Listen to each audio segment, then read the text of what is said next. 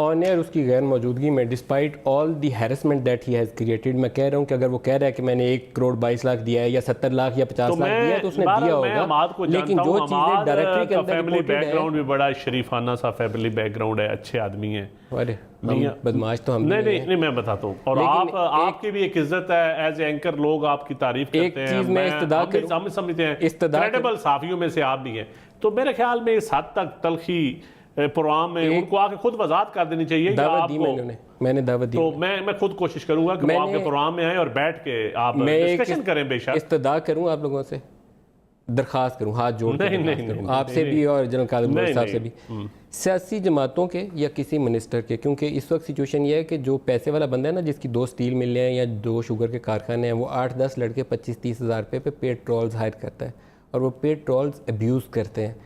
कोई एक इंडिविजुअल बच्चा अपनी राय का इजहार करे ना, वो मुझे बिल्कुल कहे कि तुमने नामुनासिब प्रोग्राम किया, बिल्कुल राइट है उसका कि उसके ऊपर इजहार करे, लेकिन पेड ट्रॉल्स के ज़रिए जब गालियाँ निकालें, इनकी जमात की मुंतखब रुकन को मेरे साथ एसोसिएट करें जो किसी की बीवी है, किसी के बच्चों की माँ है, इनको शर्म ना आए उस शख्स को, तो मुझे बताइए कि मैं उसका क्या करूं। उसके ऊपर साइबर क्राइम का अगर लॉ इतलाक होता है, मेरे ख्याल में नहीं होना चाहिए। मैं इसकी मजम्मत करता हूं, नहीं होना चाहिए। ये बात मैं इसको वाइंड अप ही करते हैं, आगे चलते हैं।